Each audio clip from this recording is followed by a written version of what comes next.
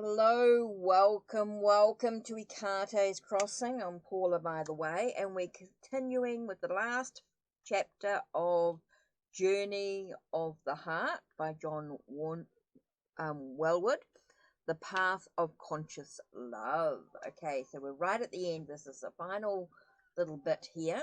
Now, today I'm going to use Tarot Z and the Dark Mirror for a bit of change. Now let's have a look. The last, just so you guys can get a little bit of a conscious thought about the sacred path with conscious love. And we're up to conscious love and broken heart. Okay, so let's have a look and see what the cards have to say about this, where we're at in regards to the relationships. Let's have a look and see. Now remember, relationships can affect many different areas of our life. So let's have a look here.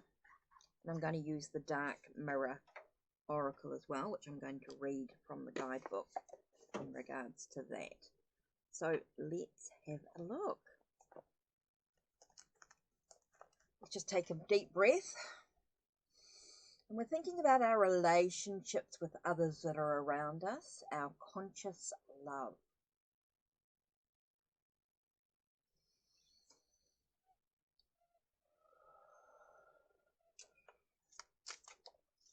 Ooh, first card that came out. Nine of Swords. With stress and worry. Nightmare. Challenges, worries. I think a lot of it is about just the worries, the things that worry us. You know, what's causing us a sense of a sleepless night? Ooh, we've got the Devil with the chained, the addictions, the challenges. Now, you know, there's different areas in our relationships that we can find addictive. That we're addicted to in regards to the relationships, that thing that we must hold on to that keeps us chained to the situation that we're in, that's causing us stress and worry, sleepless nights. Kind of interesting. Interesting indeed. So we've got this 2, 3. Okay, let's do this. Okay, we've got Judgment with resurrection, awakening. Okay, so what do we want to resurrect? What do we want to awaken within ourselves? Okay, we've got this sense of stress and worry, and we're feeling chained to the situation that's going on. But what do we actually want to awaken? What do we want to resurrect in our relationships? Okay, what needs to end in the relationship so that new things can begin? What needs to end so new things can begin? Ooh, what's shaking our world? Kind of an interesting card there. Okay, so we've got what's ending, what's shaking our world, what's causing us to have a sense of upheaval in our life. What's stopping us from standing on solid ground of reality? Oh, I feel like our life, we're in a sense of fantasy. Okay, and then we've got the Hermit. So how can we sort of stop and meditate, reflect, learn, be in solitude for a while? Wow, it's kind of really shaky sort of cards here that have come out. It's all about the stress and the worry, the sense of what's shaking our world, what's allowing us to, you know, what are we chained to from the past? What are we chained to? What's our addiction, our repeated pattern, our bad habits, those things that we keep doing? Sort of asking us a lot of questions in this one here. Feels like it's asking us a lot of questions about what do we actually want to resurrect and awaken within ourselves? What do we want to end so that new stuff can start coming in? What do we need to do to shake up our world so that we can stand on solid ground, so we can have the enlightenment, the understanding that we need to be able to be in solitude, to be able to learn, develop within ourselves? So let's have a look and see what the Dark Mirror card has for us.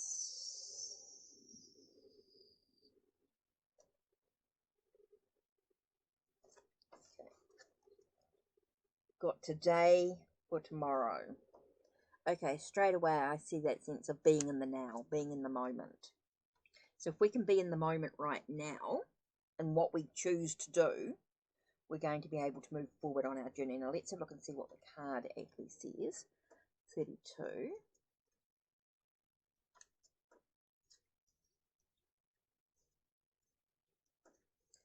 Okay, the moon phase, of course, is the full moon, stage of acceptance. The message is hope is in the present. It's the brick we use to build the future on, build foundations. You know, do we have a solid foundation? Kind of interesting there. Mother and daughter, or maybe twins, or the same person in different times. Red hair, a black dress, standing at the top of some stairs under the moon in the wind. The sentence is, I want it some, I want it later, generally. Going dark. It may seem like a trade-off to sacrifice the present in order to secure a better future. That's what ants do. Or to sacrifice the future to enjoy a better present. Cicadas do this. Either choice holds a bitter taste. It's like watching a child play. Shouldn't she study? And if she were studying, wouldn't she regret not playing more? You meet a person you're attracted to. Do you go past and let it stay in the fantasy, or make it a move and follow it through to the ephemeral ending? The endless choice between regret and remorse. What if, for once, we turn our back to the dark? We do the unexpected, and we shred it like a used dress. We can walk by the sea as no one is around, and we skinny deep out of our worries. The present and the future are one single integrated connection. There is no choice because the road is only one. What we are today and what we are tomorrow may be different, but it is the same person. Ooh, kind of an interesting take on that card. Okay, so let's begin finishing up this. Conscious love and broken heart.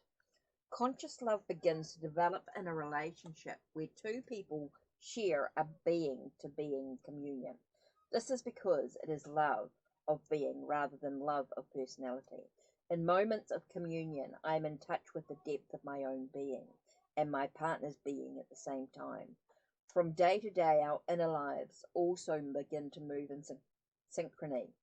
Her face becomes more familiar to me than my own. I become as sensitive to her changing moods and feelings as my own.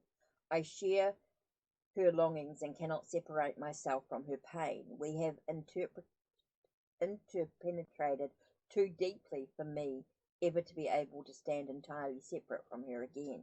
And yet I am separate. No matter how close she and I are, we can never fully share our different worlds. She can never really know what it's like to be me, and I can never really know what it's like to be her. Although we may touch sheeting moments of oneness from our being's touch, complete union remains forever just out of reach. The closer we are, the more even a hair's breadth of distance between us seems like a huge ravine.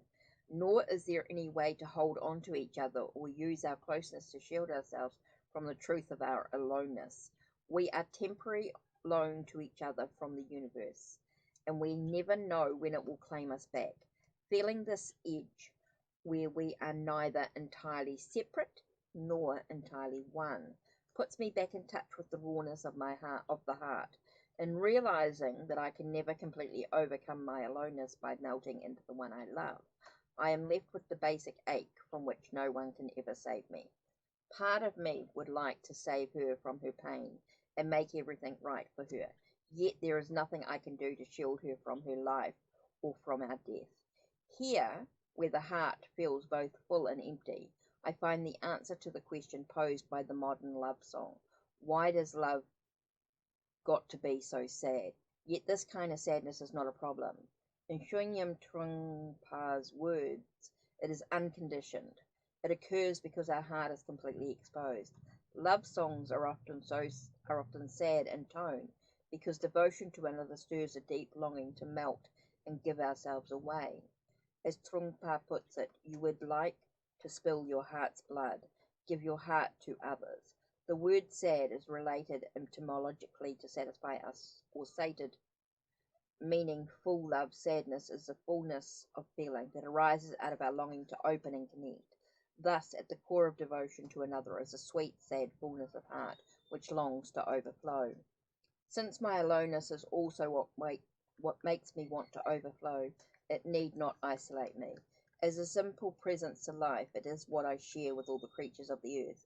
It is an inner depth from which many treasures arise, a passion to reach out, extend myself, write a poem or a song, give something of substance or beauty that could touch the one I love in her magnificent aloneness. Out of it comes the greatest gift I can give myself, the whole of who I am, and all my desire to live and die as fully as I can. Thus, when we appreciate our aloneness, we can be ourselves and give ourselves most fully, and we no longer need others to save us or make us feel good about ourselves. Instead, we want to help them become themselves more fully as well. In this way, conscious love is born as a gift from our broken heart. All the great spiritual traditions teach that single-minded pursuit of one's own happiness cannot lead to true satisfaction, for personal desires multiply endlessly, forever creating new dissatisfaction.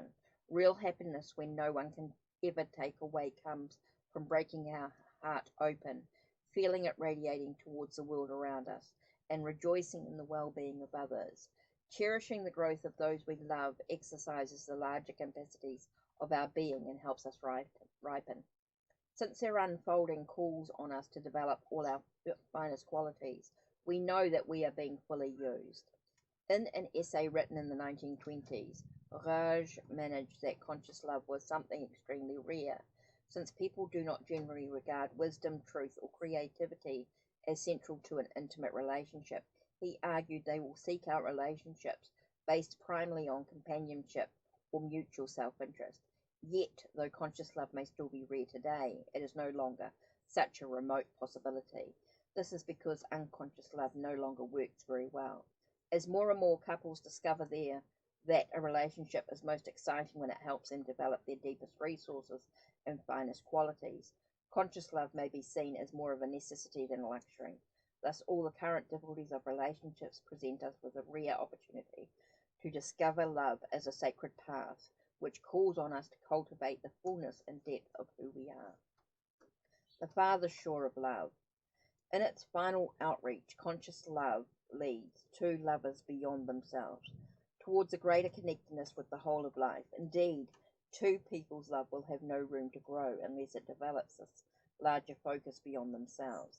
The larger arc of a couple's love reaches out towards a feeling of kinship with all of life, what Teilhard de Chardin calls a love of the universe. Only in this way can love, as he puts it, develop in boundless light and power. So the path of love expands in ever-widening circles.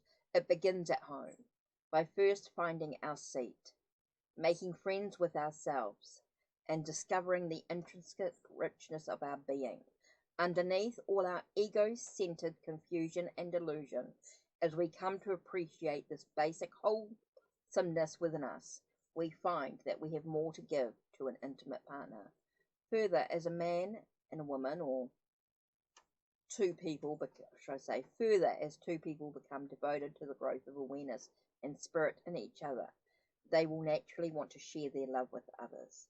The new qualities they give birth to, generosity, courage, compassion, wisdom, can extend beyond the circle of their own relationship. These qualities are a couple's spiritual child, what their coming together gives to the world.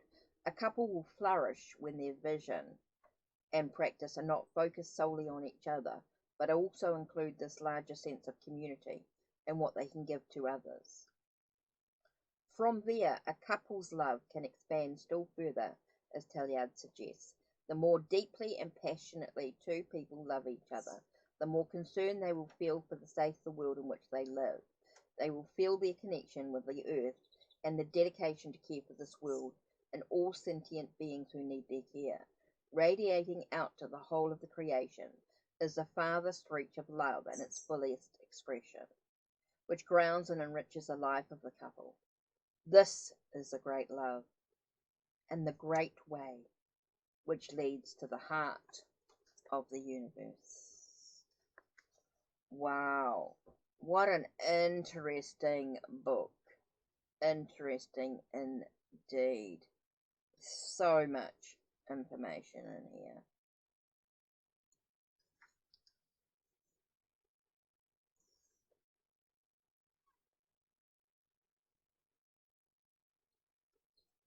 Okay, so Journey of the Heart, the Path of Conscious Love. So I hope you've enjoyed listening to me read through these chapters slowly and surely. I really recommend that you get this book yourself if you really want to dive into it.